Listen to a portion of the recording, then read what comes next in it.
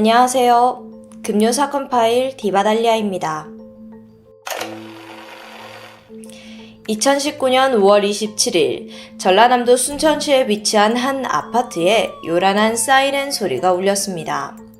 119 구급 차량이 급하게 정문으로 들어섰고 경찰차와 과학수사대의 등장으로 동네는 순식간에 어수선해졌는데요. 알고 보니 이날 새벽 아파트에서 사망사고가 벌어진 것이었습니다. 급히 경찰은 목격자 조사에 나섰는데 주민 중 한 명이 지난 새벽 시끄럽게 쿵쿵거리는 소리와 여자의 비명 소리를 들은 것 같다고 증언합니다. 그런데 문제가 있었죠. 그날 세차게 내린 비 때문에 그게 정말 비명 소리였는지는 확신할 수 없었는데요.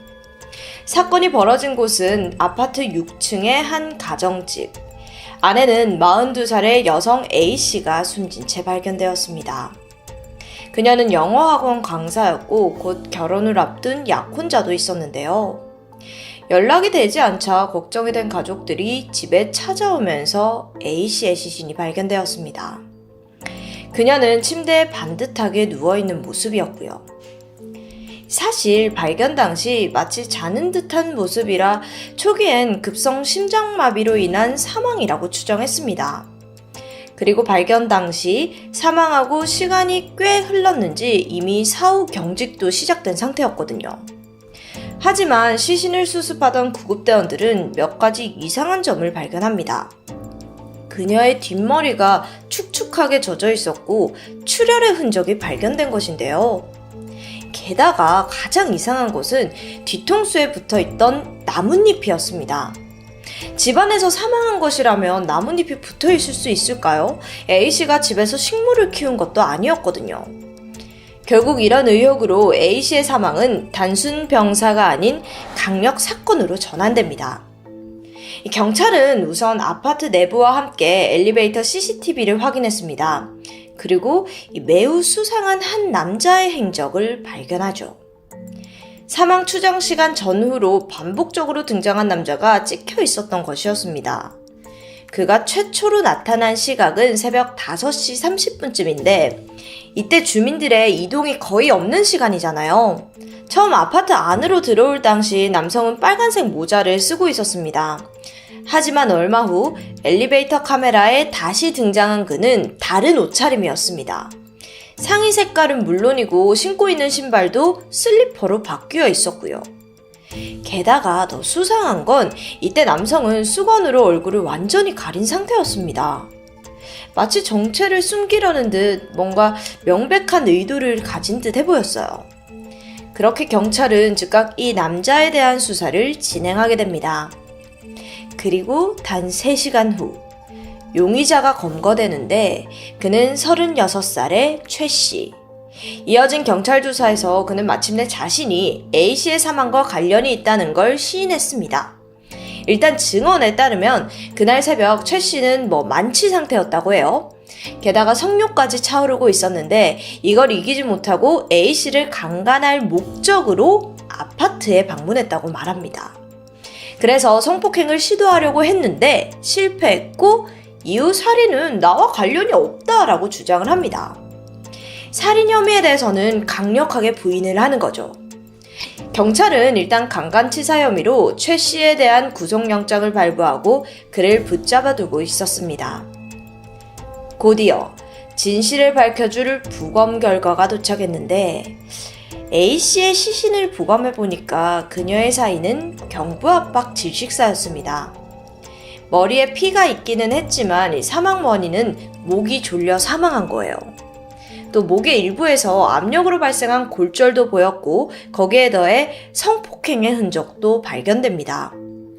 즉, 최 씨의 자백은 거짓말이라는 건데요. 사건 발생 이틀 뒤인 29일 경찰은 강간치사가 아닌 강간살인 혐의로 최 씨를 검찰에 송치했습니다.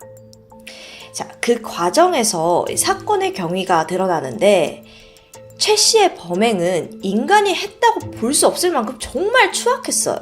우선 궁금증을 해소해보면 앞서 A씨의 머리에 나뭇잎이 붙어 있었던 거 기억하시죠?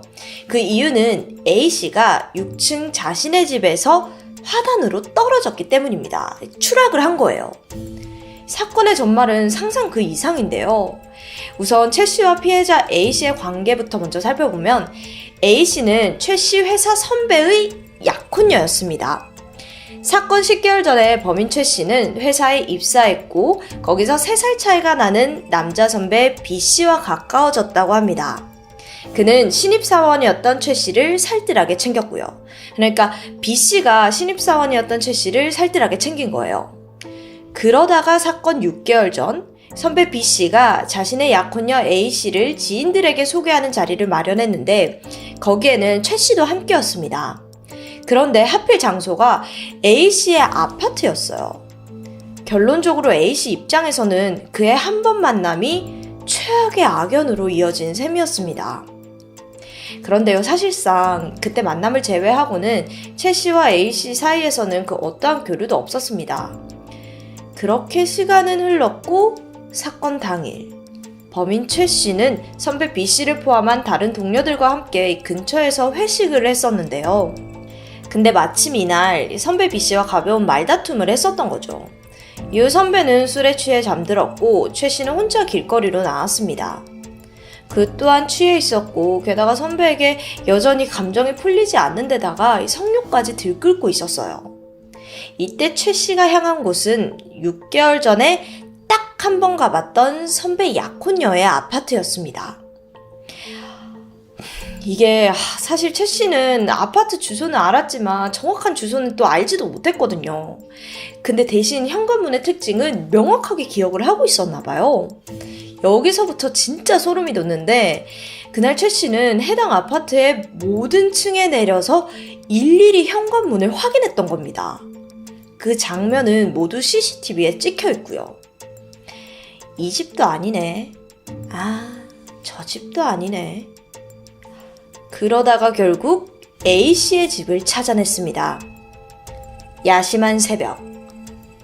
띵동. 초인종이 울렸고 몇 분 뒤. 잠에서 깬 A씨가 잔뜩 경계를 한 채 아주 살짝 현관문을 열었습니다. 최 씨는 더럭 B씨의 후배인데 기억하냐 라면서 접근을 했죠. 그러면서 지금 선배에게 곤란한 일이 생겼다면서 도움을 요청해요. 이걸 들은 A씨는 당연히 깜짝 놀랐겠죠. 그래서 바로 현관문을 열어주게 되는데 순간 최 씨는 짐승으로 돌변해버립니다. A씨의 목을 강하게 움켜쥔 채 그녀를 밀어서 집 안으로 들어섰습니다.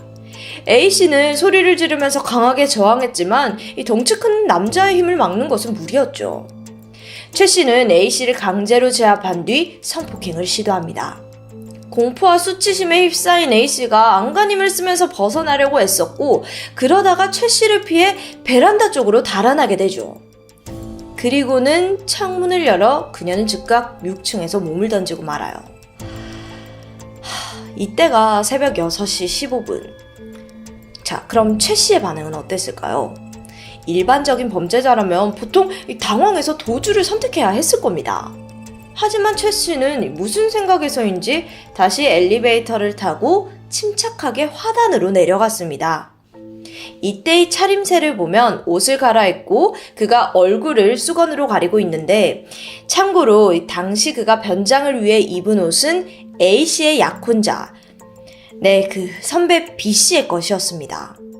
화단에 내려가서 A씨의 상태를 확인했고 그리고 9분 뒤 최 씨는 여성을 아는 채로 다시 엘리베이터에 등장을 합니다. 근데 여기서 정말 안타까운 사실이 드러납니다. CCTV 확인 결과 추락한 A씨로 추정되는 여성의 몸이 미약하게 꿈틀거렸던 거예요. 즉 이때까지만 해도 A씨가 살아있었다는 거겠죠. 분석컨대 1층 화단에 있던 나무와 풀들 덕분에 추락할 때 충격을 완화해준 것으로 보이고 또 그날 비가 너무 많이 와서 흙바닥이 좀 축축했던 게 일종의 쿠션 역할을 해줬던 것으로 추정됩니다. 따라서 이때 119에 바로 신고를 했었더라면 A씨는 분명 생존 가능성이 있었을 거예요. 하지만 최 씨는 A씨를 안아들곤 집 안으로 들어섰습니다. 그리고 자신의 욕정을 풀겠다는 이유로 짐승보다 못한 끔찍한 짓을 저지르게 되죠. 그리고는 끝내 목을 졸라 A씨를 살해했습니다. 한마디로 A씨는 2번 죽은 것이나 다름없었는데요.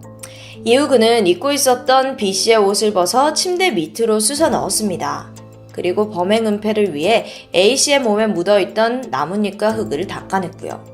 하지만 결정적인 증거가 됐던 뒷머리에 붙어있던 나뭇잎까지는 미처 신경 쓰지 못했던 것이었습니다.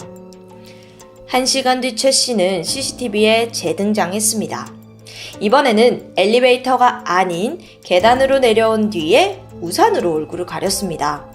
이후에 정문을 빠져나가 유유히 사라졌죠. 다음으로 포착된 곳은 자신의 집 앞 CCTV인데요. 이때 슬며시 주머니에 숨겨둔 자신의 슬리퍼를 꺼내 신발을 바꿔 신었습니다. 그리고 A씨의 집에서 신고 나온 신발을 버렸고요. 이건 누가 봐도 범행을 은폐하려는 행동이었습니다. 자, 그럼 최 씨의 범행 동기는 무엇이었을까요? 선배와의 갈등으로 약혼녀에게 복수? 아니요. 알고 보니 그는 이미 성범죄 전과가 있는 범죄자에다가 범행 당시에는 전자발찌까지 차고 있었어요. 그렇게 착한 척 웃으면서 선배랑 어울리고 선배 약혼녀 집에 태연하게 놀러 갈 수 있던 사람이 아니었다는 거죠.